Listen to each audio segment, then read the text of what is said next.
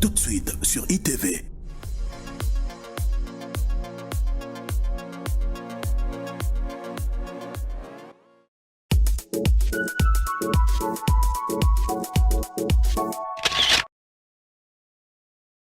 Congo, il y a un problème.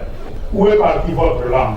Vous êtes en train de perdre un patrimoine essentiel qui est votre langue. Kasangulu, ukisama. Mbanzangungu, kimpese, kuluozi, kulufu, kumataki, inga, kuboma, kumwanda. Tatanzambi, kuluveni ndinga kikongo, lunyafu niyo, beno kikongo kaluvana. Kele, longisa Kikongo na bana ve la 2035 Kikongo kesimbana Kikongo yedi Kikongo batata ba mama bankunzi na luzolo betumeza bana kuza na kukota diaka na bainzo na beno betumeza bana kuza na kufutula diaka funda dia matondo na kuzaba na kumunika na bainzo na beno bokila papa bokila mama bokila bankunzi bokila bampanye nyonso tuba ya ba umanaka bakeza baka na kuzola mingi na kumbu ya parlons le Kikongo ya ukele diaka so betumeza bana kukota na bainzo na beno beto zaba na kufutula funda dia matondo na tata mvani pungutu lendo ya ndiye meza bana kuza na kusala beto e beto zaba beda na kufutula matondo na patron en fait ya kima ya talo na kumbu yali DG Justin Okito le Barack Obama ya ndiye na kuzaba ku valoriser la culture noire, la culture Congo, la culture africaine na ba aspect na unyonso et puis pourquoi pas en fait toute une équipe ya ITV ina mona kumona GFT Mbuyi pourquoi pas ya beto mpangi Kevin et pourquoi pas l'ingénieur Bonnet akena kuzaba pena kulanda beto quelque part en tout cas beto Kevana sa mona kuzaba na kusala kima mosi pina ya mbote tango ngombe fuana mezaba deja na kufuana beno kotaka deja kana bainzo parce que ya beno mpangi mavungu sambu mwana wa ntsaku nevunda mfumu ne Kongo nimi betumeza badaka na kukota kuzaba na kutelemisa yaiba mebokila la culture Congo yaimeza bana kubokila en fait la culture africaine betoke vana betukila kuzaba na kutatamana alors batunyo son tima ke baou dududu bana na kuzaba na kuyuvula en fait un pokisima vungu sambu quoi de neuf ni na meza bana kusana kunatina betu ndeba mpangi ya tete betikeza bade na kulomba beno milemvo mingi parce que ça fait un bail beno zaba bade na kumona betove mais ITV en tout cas c'est toujours notre maison façon ba getu bato meka tuka na mama le ki papa le ki tout mais ya inzo na betu betemeza bana kuzana kufutura dia avec un rendez-vous à ne pas manquer na émission beza bana kubokila na kumbu ya parlons le Kikongo mengudi ya dia mbubu wa betumeza bana kuzana kutubila yake nini meza bana kuzana kuotsa betu kunata betu na ba inzo na beno. Je crois que nous avons en fait un grand problème. Et bien, tu peux dire pas vraiment du tout problème, mais un grand événement. Événement aussi à marque, un événement pharaonique de la déesse noire du nom de Yaya Kipanvita, la personne qui s'est sacrifiée, la personne qui était brûlée vive en fait en Banza Congo. Non, on doit parler de cette dame-là, la Jeanne d'Arc d'Afrique. Mais aujourd'hui, là, en fait, je vais un côté à profondeur pour parler de Mdona Kipanvita. Qui est Kipanvita? Mais c'est ce que nous allons retenir. Nous, les Africains, nous avons subi un commerce qu'on a appelé le commerce triangulaire. Alors, le commerce triangulaire a créé la chose qu'on a appelée la démographie, soit l'hémorragie démographique de l'homme noir. Alors l'hémorragie là, il y a zabaka na kuza na kubwisa notre culture. Il y a omeza bake bakilitira beto ya tama, nous avons un problème de documentation. Alors to kwenda biographiquement par là, nous avons un sérieux problème. Pourquoi? Parce que dire tate ya Kipanvita son nom c'était, mama ya Kipanvita son nom était, bampangi nani c'est un peu difficile. Nous les Africains, nous avons en fait un grand problème, ne metanga ma problème il y a documentation. Nous n'avons pas vraiment du tout de documentation. Mais un homme spirituel, en fait, ce n'est pas encore la biographie qui compte, mais chez un homme spirituel, la chose qui compte, c'est la philosophie. Mais tu vana, mais tu côté à peine en profondeur, il y a mes abana kutanga la vie, il y a nduna qui panvita. Mais tu parler plus sur la philosophie, il y a mama qui panvita. Nini anizolaka, sans son combat, sans mission à elle, il y a vandaka nini. Nde ya upukisi mavongo sambu, mwana wansakune vunda mfumu ne kongo nimi, ametuba alenda bika bapangi nani pinave. Nde tu mes abana kuiza. À tout moment, à tout instant, nous avons dit, ou nous avions dit, pardon, et vers les années 1300-1400, il y a eu un choc qui a eu l'Europe. babokila kaya ou moment na babokila ka en fait renaissance. Alors renaissance l'homme il a manqué des choses qu'on a appelées des épices. Alors Anizaba na kuvwandi sabatu ametu abaki non nous avons un problème des épices. Alors faut bien qu'on a sous saba épices. Ne le faire qu'on a sous saba épices ani sous sabatu babokila ba explorateur. Vers les années 1482, en fait, bateau mos me vous en a atterrir na fleuve Mpinda et me vous en a kita. Nous avons vu un explorateur na kumbu ya Diego Cao. Qui est Diego Cao? Diego Cao voilà un explorateur parmi bateau na mine les abaka na kutula, ça m'a bakuza sous saba épices, ina kezaba en fait ku survivre to ku pesa luzingo na mindele. Épices qui ni épices qui me mama betuke zaba na kulambira entre autres betuke na matungulu, betuke na ba ai, betuke na ba ndembe, bimena ba mama ke salira na cuisine, ya ba ke zaba na kubokila na kumbu ya ba épices les ingrédients. Alors Diego Cao me kuza kuma, ani kuza kutana un grand royaume. Du royaume du Congo, avec les 6 provinces, entre autres, nous avons Soyo, nous avons Sunde, nous avons Mbata, nous avons Mbamba, nous avons Pango, et puis nous avons Pemba. Voyez un peu les 6 provinces là-bas, royaume Congo. Alors, à la tête, nous avons un Mani-Congo. Les Mani-Congo, en fait, c'était Nzinganko. Les Nzinganko, en fait, c'est un Kolo, Moualou Zolo, Kolo. Alors, Nzinganko, quand il était là, je cite, les premiers nés étaient Mpanzunzinga, et puis les deuxièmes nés, en fait, Mvembanzinga, avec sa femme de Mamangulunzinga. Alors, les royaumes Vanda bien concentrés. Pourquoi? Parce que la force du royaume Congo Vanda a 3 piliers. Je cite, nous avons ici un pilier spirituel, représenté par Ntsakune Vunda. Nous avons ici un pilier scientifique représenté par Kolompanzu, et puis nous avons ici un pilier politique représenté par Mama Nzinga. Yaoba mezaba na kubokidi la beto makuku matatu malambila ne Congo, c'est-à-dire Ntsaku, Mpanzu et puis Nzinga. Grâce à Ntsaku la spiritualité, gloire à Mpanzu la science appliquée, et puis gloire à Nzinga la politique. Alors, Erba mezaba na kuza na kukuma, la première des choses basso ça va déstabiliser, c'est la spiritualité d'un peuple.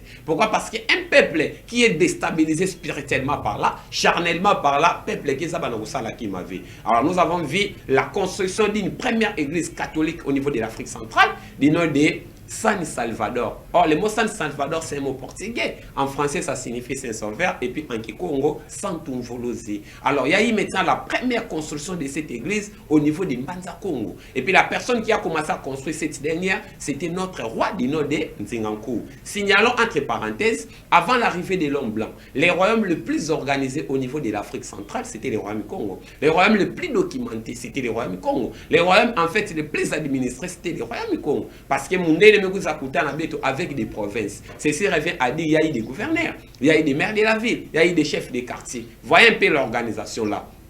Alors, comme Diego Cao a mis ça dans étudier, en montrant que nous doit d'abord déstabiliser les Congo spirituellement par là. Beto Monaka, notre roi, du nom de Nzingankou, c'était le 3 mai 1491. Nzingankou Mebaka Batem na Kumbuya, juin au premier. Et les juin au premier, en fait, le mot juin en français, c'est Jean premier. Les faits des gens Nzingankou Meba Batem. Les jours où il y a Batem, il y a Mouyebo Lozamo qui dit Mavanga Matombe tout Lozamo. Là, vous voyez maintenant, il y a déjà Bessimo Sipina. Alors, les 3 mai 1491, Nzingankou Meba Batem, Betomé accueillir le christianisme. Betomé accueillir Bandinga Bao. Betomé, on a déjà que notre progression, San Salvador, il y a Bamé Boki, la Saint-Sauveur, Nambanza Kongo, nous avons un côté l'élément. Et je vous dis à tout moment, il y a un Nambanza Kongo, les Bakongo, Nambanza Kongo, Baé Boki là-bas, sans sala. Pourquoi sans ça là? Il y a un cause en amour San Salvador, il y a des catholiques qui après même les abaka na Butunga na Mbanza Congo. Alors, les mekuiza, des autres mots spéciaux en cause en côté na Mbanza Congo. Oh, les rois avaient des enfants. Les rois Vanda Kanamou en Ebamboki la Pandunzinga et puis Mvembanzinga. Alors, déstabilisation mais vous à côté en la famille royale. Et déstabilisation mais vous à côté. Les premiers enfants étaient les défenseurs de l'authenticité. Du nom de Pandunzinga. Mais tout bah non, moi je dois défendre en fait l'authenticité. Alors, les deuxièmes enfants, Mvembanzinga, bah me kwenda corrompre na mindeli. Et en l'air à me accepter, à me sosani zibou la royaume du Congo. Naya imetanga ma bakiliture étrangère, la spiritualité étrangère et puis éducation étrangère. Alors qu'est-ce qui s'est fait? Nzinganko memona que les débats na kina nguzaba na kuiza na ve ambaka mwana entete na kumbu ya Panzo Nzinga ametinda ni vers ngidinga chez les Bantandu amebaka mwana ezole na kumbu ya Mpemba Nzinga ametinda ni vers beaucoup secteur à côté de Mbanzangu Bandibu et puis ame séparé bana. Pourquoi? Parce que mes ententes moi c'est zabana kusalem. Alors Nzinganko les 3490 après avoir kuba baptême amba d'étudier fonctionnement mindele amemona que to me subir les commerces triangulaires. Comment pouvez-vous croire mutuke na kuzaba na kuzinga bana tika yani beto kuvanda considéré comme étant bas sous-homme. Voyez non kaka kuzinga ba maboko kubaka baino kukotisa makumba kuluza ba na bamaza. Nous avons souffert, nous avons perdu beaucoup de grands. Et si aujourd'hui là l'Amérique est devenue la puissance mondiale, ba tutunga Maison Blanche, mais c'est nous les noirs. Beto zabaka na kutunga Maison Blanche. Si aujourd'hui là les États-Unis, c'est nous les noirs. Beto kwenda ka beto telemisa les États-Unis d'Amérique. Alors tous ces esprits là, ceux qui battent kaka ba ouvé, ceux ba vanda en Afrique, mais aujourd'hui là Afrique va déjà se développer. Mais hélas, il y a vraiment des membres qui sont. Alors, Nzinganko fois, zabaka mwana ezole na kumbu ya Mpemba Nzinga. Mpemba Nzinga metele ma vers les années 1506 et tout le monde a l'oufou Nzinganko. Mais la documentation nous dit l'oufou Nzinganko ya vanda suspect comme si Mpemba Nzinga ne zaba l'oufou ina. Parce que premier na kumbu ya Panzo Nzinga, il y a une cour royale les abana kubungisa les abana kuteleme sa 3 axes. Il y a royaume Congo, c'est-à-dire l'axe spirituel de Tsakune Vunda, l'axe scientifique Mpanzu et puis l'axe politique Nzinga.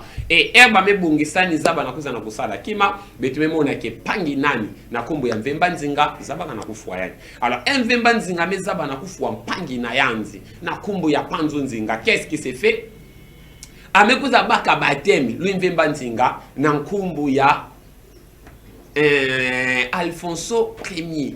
Et Alfonso Ier, en fait, il y a roi chrétien. Pourquoi? Parce que Anivouanda roi Isabaka na kuzibu la l'air roi du Congo, amebaka la spiritualité na me voande ça, amebaka éducation na me voande ça, ambaka kilitiri na me voande ça. Maintenant les faits à kokoti ça, sort avec les revanda dini, il y a eu maintenant une domination totale. De Mundele Mekouza a dominé les rêves africains totalement par là. Et les faits à domination, il y a au Mezabanakus na Kubula beto jusqu'aujourd'hui avec qui nous avons souffert. Alors, royaume Mekouza Beba, parce que Panzon Vemba Nzinga, pardon, mais vous avez vers les années 1400.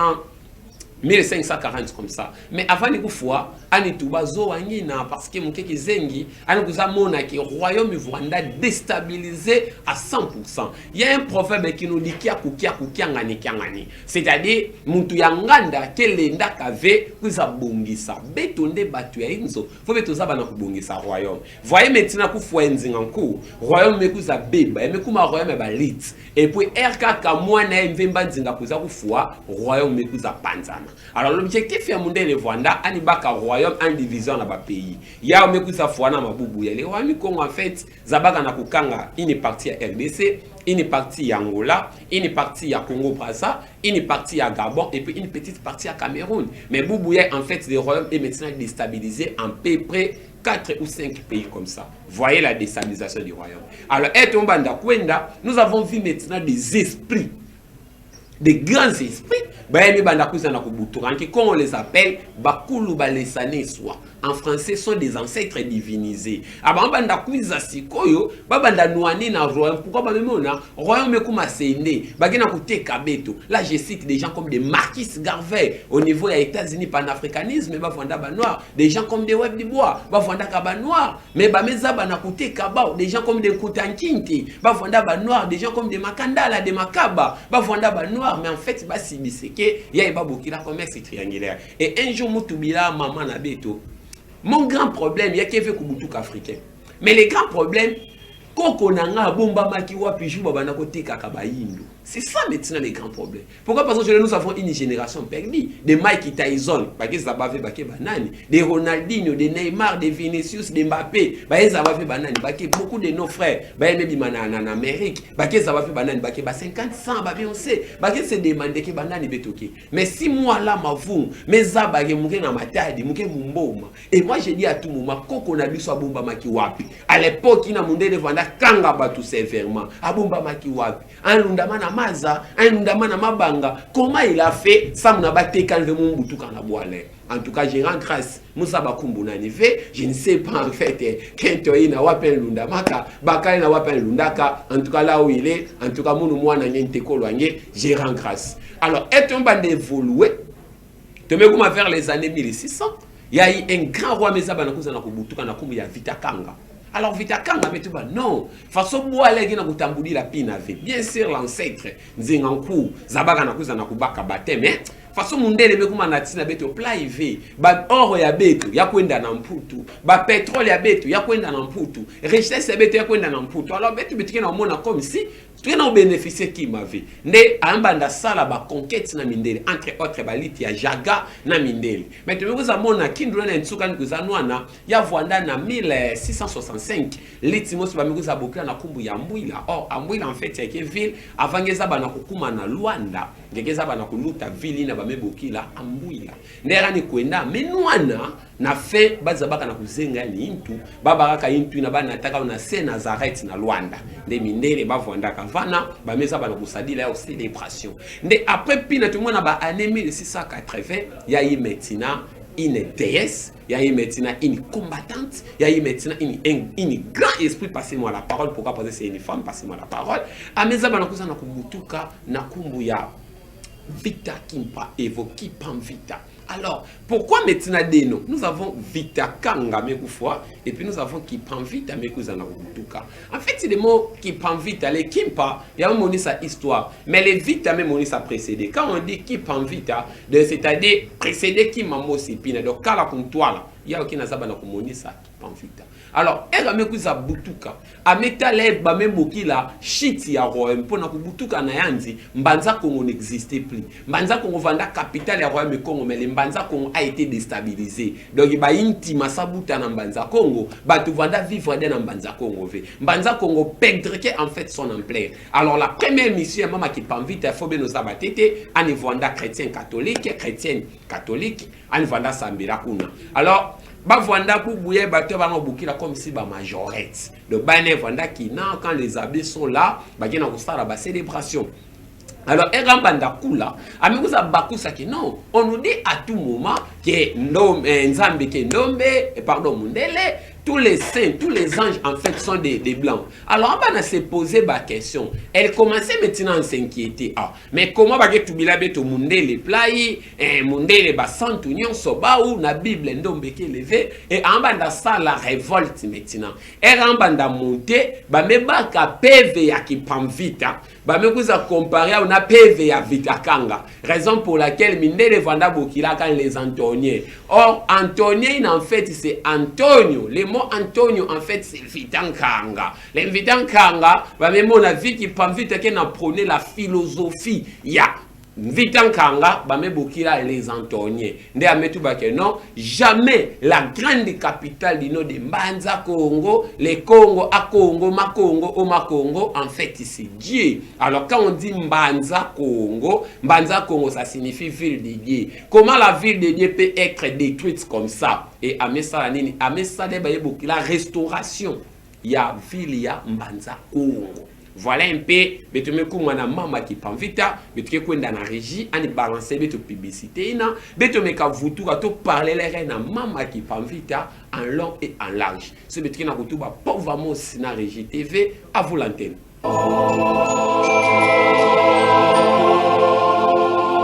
Manza Congo pakala numba mosi, umbuani ipavita. DJE 1706, DJE 2025. Tango ngomeza bana kufuana. Bampanyi na beto nyonso ya Kingunza, bampanyi na beto ya MPV en Longo, bampanyi na beto ya Creatibem, bampanyi na beto ya KMNK. Tango ngomeza bana kuzana kufuana, beto kuiza na ITV, samu na beto zaba na kusanyisi na kukembelela mama kipamvita. ITV meza bana kuzana kubukidisa bakorali, nyonso beno zaba na kumonika. Paf! Yake une affaire ya 10 000 francs ya pamba ngeme azaba na kukuza ngeme zaba na kuyimbela betuke zaba na kubanda le 24 ya mwayai ti le 1er juillet betume zaba na kukanga. Alors miyimbu ke banda kuyimbama betuke banda na 9h ti na 15h numéro beto ke vana samu na ba inscription ya ke déjà en cours bokila beto na numéro beto ke zaba na kuyambange ITV meza bana kubakama en face ya mairie nyeme akuma vana ngeke mona chaîne ya ITV banya beto bangunza bapanyi na beto ya bandombe beto kwiza beto telemesa mambu ya mama kipamvita ya ke vwanda kese mingi kado signé mama kipamvita mama kipamvita banange bakese pedisange le 24 1er juillet ITV tombé nyeme kazanga 0 matondo mingi.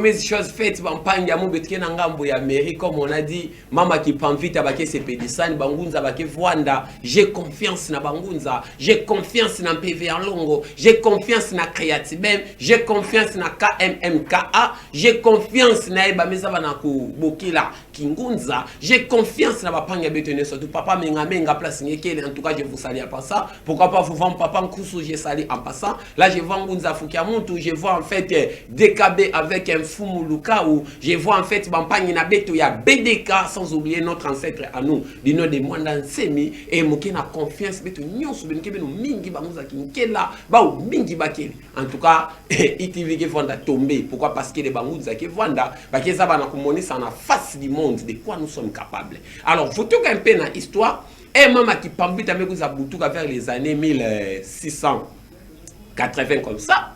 Amekuza ça la première des choses d'abord la restauration ya capitale Congo. Ya ba mesa bana kuza na kuboki la royaume Congo. Alors erambanda telemisa ya ki pamvita me bana pesa beto enseignement. Enseignement banda pesa beto ametuba mindele ke na kumisa nzambi pembe. Samunati beto bandombe beto bandabanga bao nani metubila beto nzambi ke mundele nani metubila beto ba santu nyonso bakeka ka mindele samuna nini beto bandombe beto kena kwenda se positionner kaka na place ya kisatana et aujourd'hui là nous avons un complexe d'infériorité mais ça bana kubuta mwana mono mon enfant s'appelle Tsakune Vunda et mutu wote kena kuzama que non pourquoi tu as donné ton enfant le nom de Tsakune Vunda fange pesa kumbwa mindele c'est ce qu'on appelle par le mot complexe d'infériorité. Les peuples qui n'ont pas dit identité na yanzi. Donc bakumbu ya bakulu na beto, beto me banda tina yao. Beto me mana tsatu beto bana bagaka bakumbu yangani. Ya pemeza bana kunata petina ndinga. Ngege muyombe, ngemeza batu bakiyombe na yebi kolo bakiyombe te. Mais on est là, on parle français, on est là, on parle anglais, on voit comme si nous sommes des experts. Mais yangé, ta propre langue à toi, des fois nous négligeons, ta culture à toi, tous à baver. Il faut la battre, mais ça, la masséni. N'y a mona moutou à mouta, tu ven votre village d'origine, aniza bavé. Votre secteur, aniza bavé. Votre territoire, aniza bavé. Mais qui façon? Papa ya mbuta, mama ya mbuta, mais secteur aniza bavé, territoire aniza bavé, district aniza bavé, groupement aniza bavé. Mais comment tu vis? Et puis tu dis que tu es Congo ou tu es Mukongo? Non. Il y a une information qui est sauvé. Alors, vite un bande de volant, mais tout non, aniza bana kusaya ba me bokila ku telemisa en banza Congo. De le faire ku telemisa mais ça la 46 jours qui toi dina ba disciple nan ya kuzenga ba inti ya kukota na méditation na Seigneur à Congo ça mona bazaba na kuzibula bao. Alors erame bima avec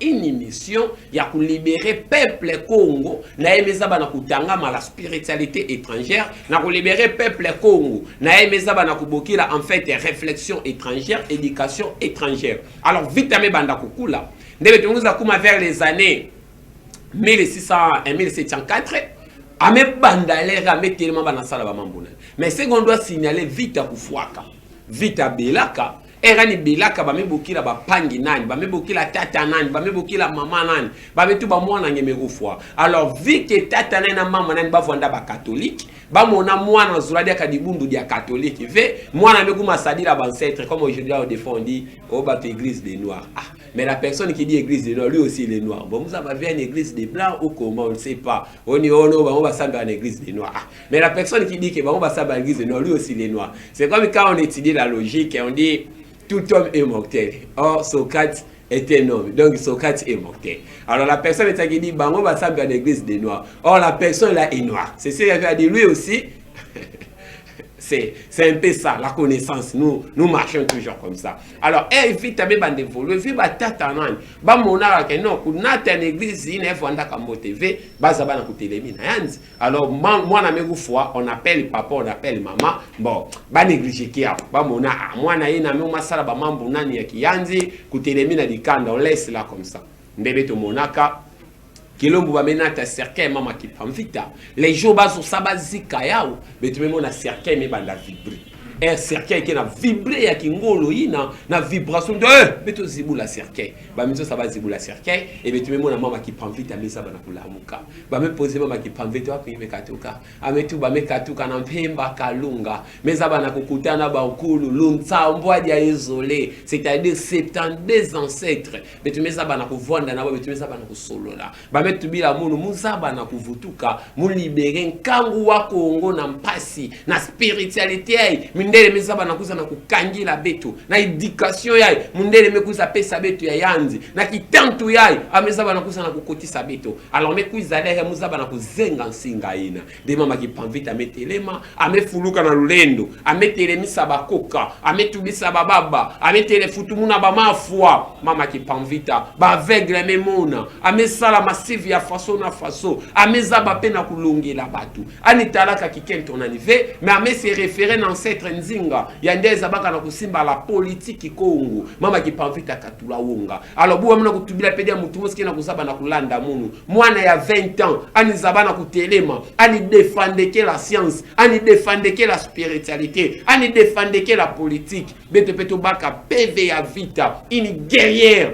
ini battante mutu mosi telema comme lendo la lonsono muzaba na kuvutula leka le sens la beto ba Kongo va kendu kenzi tusu mais ina betreza bana ko retenir pe na yanzi après avoir kusala ba mambo nani betu mona ba kuzana kukanga yani ba mekanga mama ki panvita na nsuka bula mama ki panvita mais la personne qui na bula mama ki panvita ya vanda ndombe ce n'était pas l'homme la vanda bula mama ki panvita ya vanda ndombe qui na bula mama ki panvita la ki panvita betu ba non mumu ke sepela mundele bula munu ndombe ngene nda bula munu ve betu ke betu na betu ke ba frère betu ke menga mosi betu ke dikanda mosi samuna nini pla onongi na kusaba na kutelemina mindele fo ba bula ngi mais ina betu saba na kulunda bana bula mama ki panvita bana kutubia na kikongo vunikisa kufwa mais mama ki panvita vunikisa kufwa ve raison pour laquelle mundele bokiraka ni Jeanne d'Arc d'Afrique parce que Jeanne d'Arc ani vanda mosi ya bakento na niveau Europe ya ipeza baka na nwana na eba mebokira na mambo ya ba français alors eba mebuza tala pedia ka Fox ya mwana mosi ya 20 ans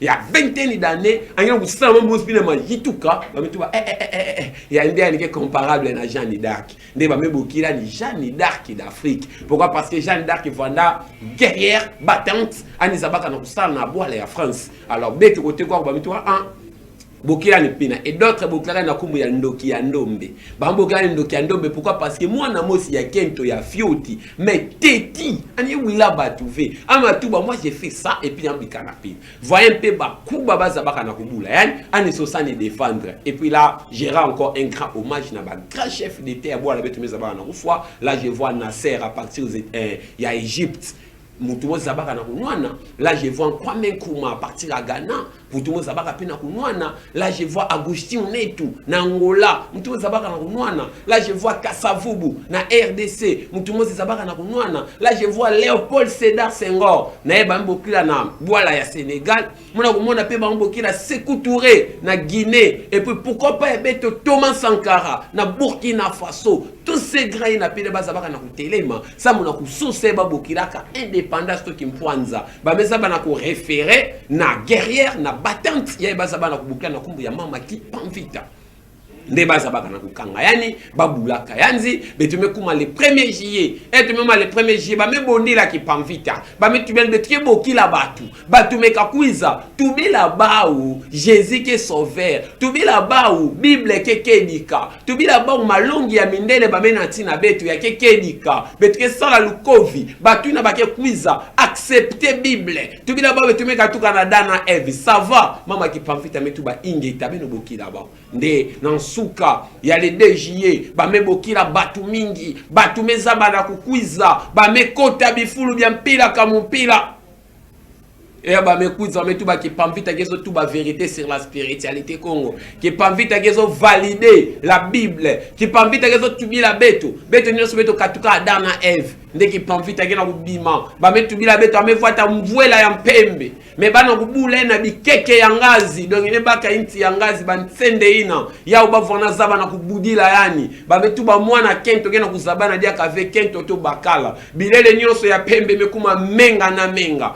ngeme gatala ngena kumona ba poso ya pembe ya masabi manakati mwana wa fioti wa 20 nini yani saraka mwana wa fioti wa 20 sama ni kusibiri yani babi maina bakuba ina pire encore diaka mwana wa kenton mami pia mtu non faut muzaba na kunwania ba muzaba na kubokia la spiritualité Congo tsakunefunda la science Congo panzo et puis la politique Congo mama nzinga ba muzaba na bimiseni quelque na tenda Congolo et puis ba metubla ni monter tout bas vite à me monter à mettre à l'enkangu et puis vite à me banda tuba antuba mundele kena kubaka nzambi anakumisa ni pembe yake sa muna profit abao nyema kota na kati ya Bible presque ba 100 nyonso mindele na mindele nyema kota profondeur ndombe keleve bapangi bame bandombe nyonso mezingana ntoto ya ndombe mosi me sarabo la mukeleve ndombe mosi me kota lola keleve beto nyonso bandombe bato yimbi kaka beto kele na ba illustration ba monisa nzambi mundele vama monisa satana ndombe pourquoi ça alors mindele me vonde imetina des abbés mosi daluka mosi de galo et puis mettons le truc mais moi ni de ngiso tuba mais plein veut to sabana kuizana vite ametuba mendi mabeno kufua mulu mendi mabeno saina beno ke sala mulu mais jamais mulenda trahir le Congo pourquoi parce que beto ba Congo beto ke sambidira kanzambi mpungu tulendo beto ke croire na bansecre na beto christianisme mekuza vers les années 1480 alors na 1300 bakanga beto vanda sambila nani na 1200 ba vanda sambila nani na 1300 ba vanda sambila nani avant arriver à christianisme les royaumes Congo étaient les royaumes les plus organisés au niveau de l'Afrique centrale. L'Afrique là, nous sommes la première civilisation mondiale au niveau de l'Égypte, la première population ou le premier peuple. Ya izabara na kusala écriture, c'est nous, hiéroglyphes. Beto mezaba na kutangisa inza. Abraham mekuza bima ba metu bien quitter l'Égypte ko na ba enseignement. Salomon me bima metu bien quitter l'Égypte ko na ba enseignement. Moïse me bima metu bien quitter l'Égypte ko na ba enseignement. Voir Jésus et ba so saba ku foyer ba metu bien quitter l'Égypte ko na ba enseignement. Pourquoi? Parce que Égypte ya vanda base ya ancêtre. Ya vanda base ya bato mayele, bato comme ba Socrate, bato comme ba Pythagore, bato maga ba Jean Socrate, Pythagore, Aristote, tous ces gens-là, en fait, vont enseigner en Égypte.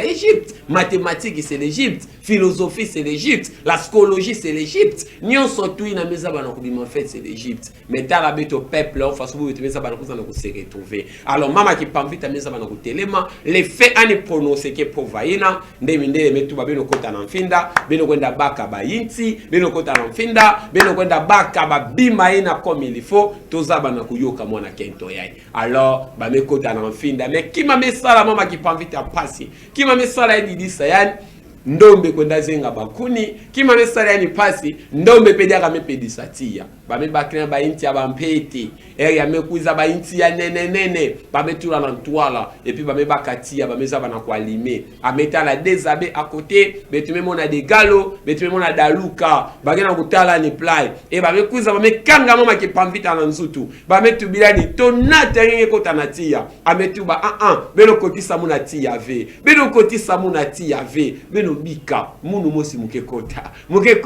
Mais j'ai aimé l'enseignement ni zabaka na kupesa. Ba metu bila baou.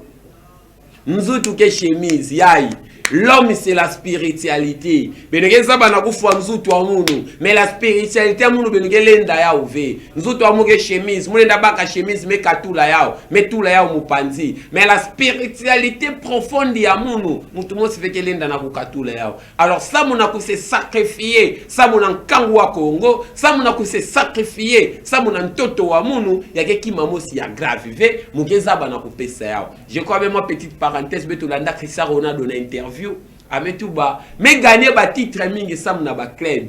mais pour gagner titre ça mon équipe nationale qui ça la façon kaka ya ngimeta la joueur ya nene ya boala na kudila pourquoi parce que amena tina boala ni titre ametuba na ba club me gagner un titre mingi mais etu bila mpena ki mavé mais mke voana qui est mon meka pesa boala mon titre ya me sala li bien alors il peut vite aussi metuba ke qui est na ko se sacrifier ça mon boala mu pourquoi parce que muke vita alors ba meza bana kubaka yanzi bagena kunata yanzi bagena kunata baza bana kuyoka yani le fait ya kunata samu na bayoka vita betume mona metu beno nata mono ve beno bika munu mosi muza bana kokota na tia nde area mosi amekwenda amekota na tia amebanda pela alors ya imetina des choses spirituelles za bana kupasser van alors betu za bana ko retenir na vita betu ko na régie ba balancer betu pedia ka même publicité ça na betu futura betu za bana kuza na kukanga mambo ya betu spécial qui pa vita régie avula Manza Kongo pakala ndumba mosi umbuani kipavita DJE 1706 DJE 2025 tango ngomeza bana kufuana bapanyi na beto nyonso ya Kingunza bapanyi na beto ya MPV en Longo bapanyi na beto ya Creatibem bapanyi na beto ya KMNK tango ngomeza bana kuzana kufuana beto kuiza na ITV samu na beto zaba na kusanyisi na kukembelela mama kipamvita ITV meza bana kuzana kubukidisa ba korali nyonso beno zaba na kumonika paf yake une affaire ya 10 000 francs ya pamba ngeme azaba na kukuiza ngeme zaba na kuyimbila betuke zaba na kubanda le 24 ya mwayai ti le 1er juillet betume zaba na kukanga alors miyimbu ke banda kuyimbama betuke banda na 9h ti na 15h numéro betuke vana samu na ba inscription yake déjà en cours bokila betu na numéro betuke zaba na kuyambange ITV meza bana kubakama en face ya mairie ngeme akuma vana ngeke mona chaîne ya ITV panya betu bangunza bapanyi na betu ya bandombe beto kuiza beto telemesa mambu ya mama kipamvita yake vwanda kiese mingi kado signé mama kipamvita mama kipamvita banange bakese pedisanye le 24 1er juillet ITV tombé nyeme kazanga 0 matondo mingi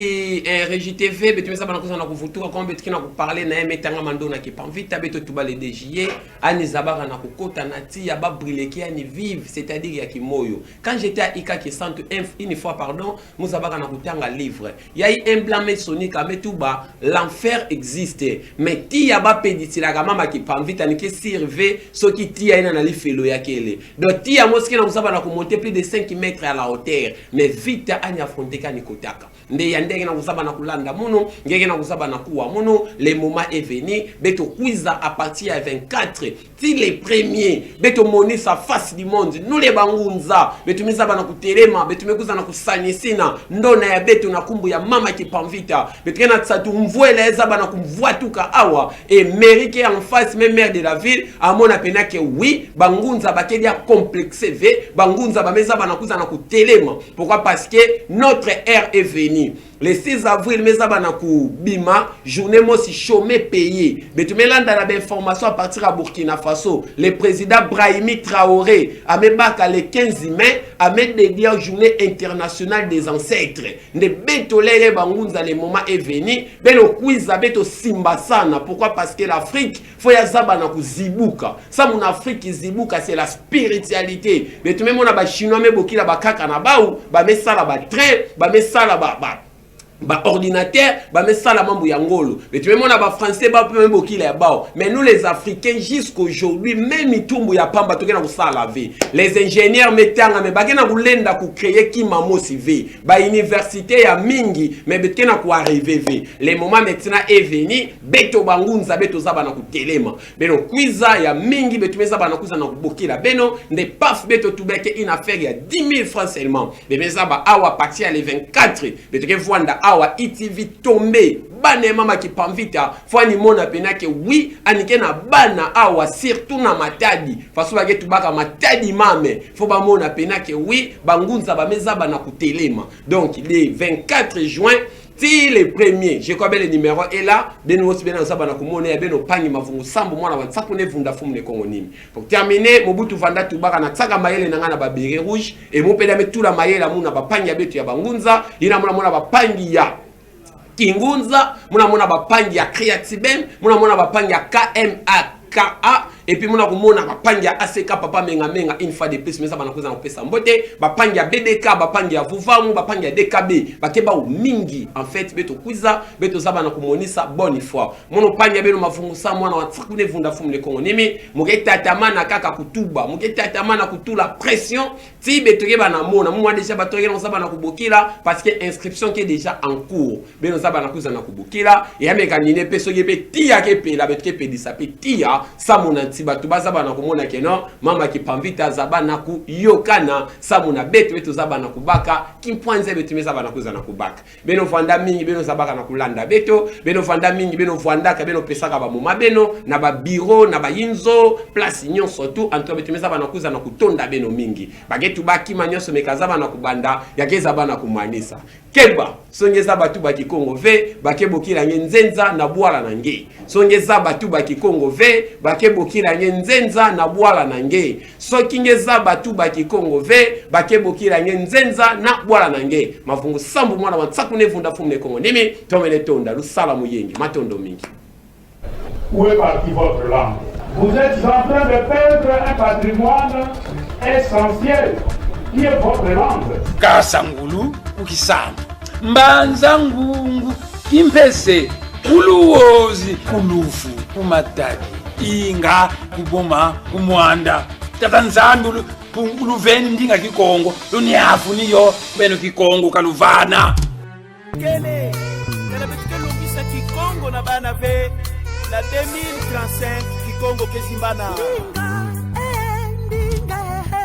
Kikongo yedi Kikongo yadi Kikongo choni zampila yai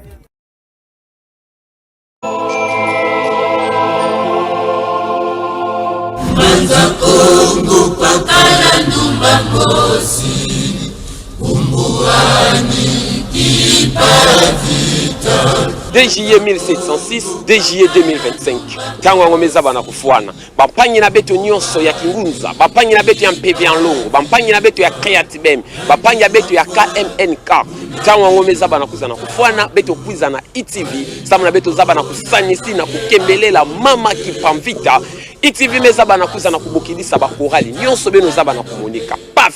Yake une affaire ya 10 000 francs ya pamba ngeme azaba na kukuiza ngeme zaba na kuyimbila betuke zaba na kubanda le 24 ya mwayai ti le 1er juillet betume zaba na kukanga alors miyimbu ke banda kuyimbama betuke banda na 9h ti na 15h numéro betuke vana samu na ba inscription yake déjà en cours bokila betu na numéro betuke zaba na kuyambange ITV mezaba na kubakama en face ya mairie ngeme akuma vana ngeke mona chaîne ya ITV bapangi ya betu bangunza bapangi na betu ya bandombe beto kuiza beto telemesa mambu ya mama kipamvita yake Vwanda kese mingi kado sinye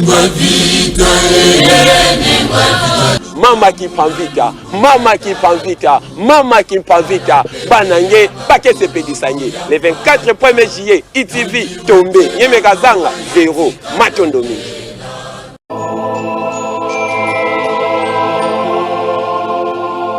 Manza Kongo pakala ndumba mosi umbuani kipavita DJE 1706, DJE 2025. Tango ngomeza bana kufuana. Bapanyi na beto nyonso ya Kingunza, bapanyi na beto ya MPV en longo, bapanyi na beto ya Creatibem, bapanyi na beto ya KMNK. Tango ngomeza bana kuza na kufuana, beto kuiza na ITV, samu na beto zaba na kusanyisi na kukembelela mama kipamvita. ITV meza bana kuza na kubokilisa bakorali, nyonso beno zaba na kumonika. Paf!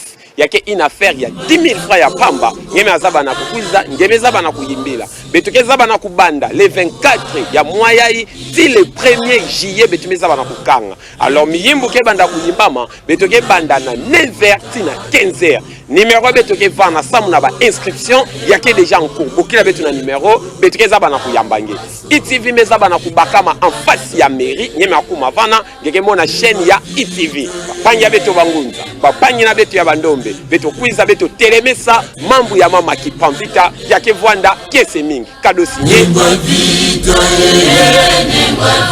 mama Kimpamvita, mama Kimpamvita, mama Kimpamvita, banange, bake sepedisange. Le 24 1er juillet, ITV, tombé, Nyemekazanga, Véro, Matondomi.